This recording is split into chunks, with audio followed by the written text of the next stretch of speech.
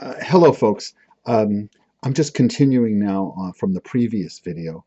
I want to help you do your MOD1 um, assignment, and I want you to sort of understand sort of some of the numbers that you were looking at. So I mentioned that the number that you'll be looking at is seasonally adjusted at an annual rate. That's sometimes called SAAR. Now, what does that mean?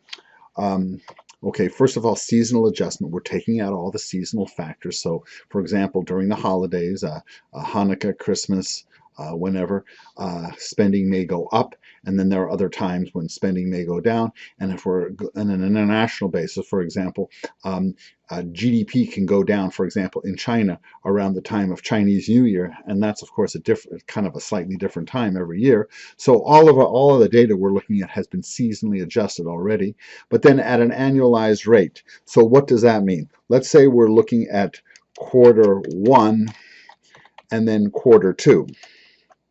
Okay, so I'm going to give you just a little example, and this is GDP, and let's say that GDP in Q1 is 100, and then GDP in Q2 is 103. Okay, now if I just want a plain old growth, what do? I take this guy divided by that guy minus 1.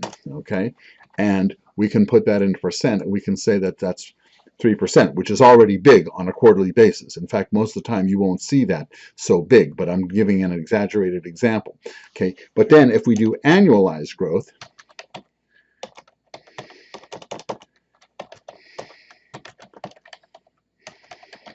okay, I'm going to take this number divided by that number there, okay, and I'm going to take it, and this is going to be a little bit of a compounding exercise.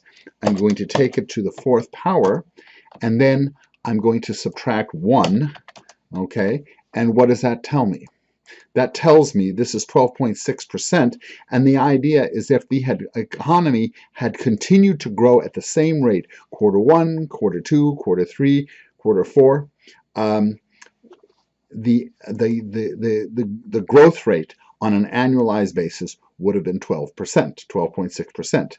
Now, there's another idea that I want to get across here, but what I'd like to do is I'd like us to go here to our, this is the release example that I showed you in the previous, and it's from last year, okay, or it's from a previous year. It's not the one that you will be looking at, but you'll notice down here that there are tables here, and okay, you have table 1, which shows you the growth rates of the components. So you can see we have the growth rate of GDP overall, and it's broken down into consumption and investment and net exports and goods and services.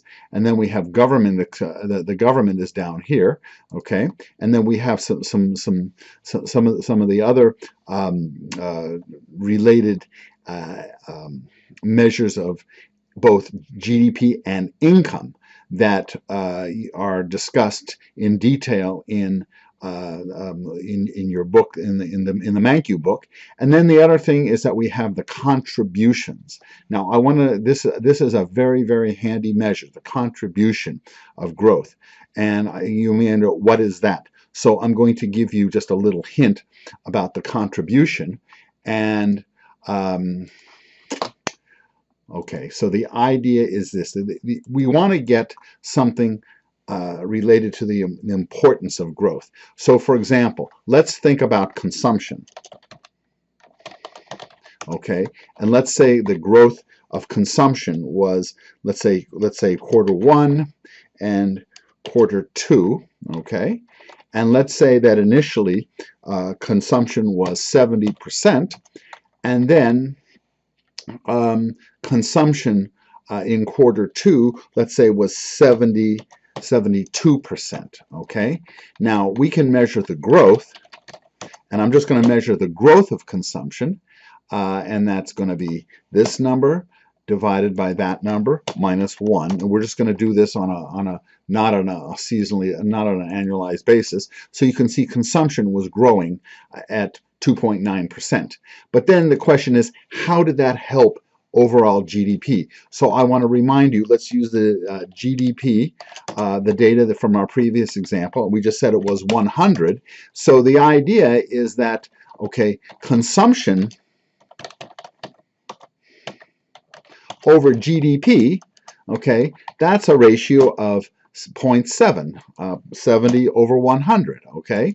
So the idea is that this number here is what we call the share of consumption, and if we want to get a contribution here, okay, what do? The contribution, if I can write this out here, is equal to the growth rate times the share. So in this case, we had a growth rate of consumption of 2.9%, but because consumption was 70% of GDP, what we have to do is we have to take this 2.9 and multiply it by that share, that 0.7, and let's see if let's make sure I can do my Excel correctly here. That times that share. So, and let's put that into percent. So what it says is that, okay, when we take into account the importance of consumption, okay, and it's a big part, in this case, it's a big portion of GDP, that growth of consumption helped contribute to the overall GDP growth by 2%, okay?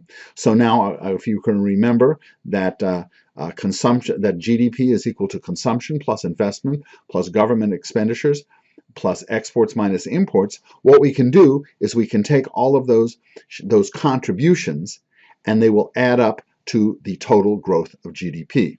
So that allows you to tell a story, and that's especially handy. Let's say if you have some very small element, for example, exports, okay? In some countries, exports are not that important, let's say 10%, but they could be zooming, they could be growing at 20%, but are they really adding that much to GDP growth? That's the idea behind the contributions. So one last thing I want to tell you here is that just in case you're interested in doing a little bit more analysis, and this could be even after you take this class, you may notice here, this is the BEA website that I've got here, and this is actually the one that you could be using. This is a more recent estimate, but guess what? If you want to see the tables, okay, you just click over here on tables only, and you will get an Excel, and that means you don't have to type in data. I'm just going to bring up my Excel. There it is. There are all the different tables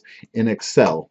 And for those of you who feel real comfortable with Excel and you don't want to type in the numbers, you have that data there too. All right.